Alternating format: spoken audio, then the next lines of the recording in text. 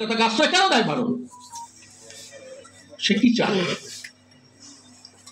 এজন্যে আজকে যারা এখানে বসে আছেন সমস্ত ধর্মীয় চিন্তাবিদ, সাংবাদিক বন্ধুগণ, সচেতন মহল, আমি পরিষ্কার বলবো, সাম্প্রদায়িক সম্প্রীতি প্রতিষ্ঠা করতে হলে বিভাজন দিয়ে নয়, ঐক্য দিয়ে করতে হবে।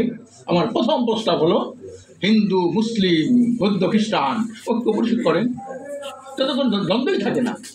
আপনার বারবার আলাদা নির্বাচন চায়, আর নির্বাচনে অনেক প্রার্থী তো আওয়ামী লীগের অনেক প্রার্থী তারা পার্লামেন্টে ছিল, মন্ত্রী ছিল, তারা কি হয়েছে?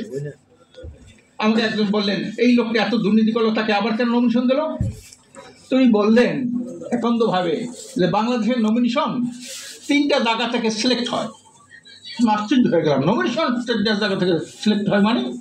একটা ক্যান্টনমেন্ট থেকে, একটা ইন্ডিয়ান দূতাবাস থেকে, আর একটা গণভবন থেকে। মানে কি? যে ওই লোকটা যতই দুর্নীতি করুক না কেন তার নমিনেশন বাতিল হবে না, যেহেতু এটা অন্য জায়গা থেকে নিতে আসে।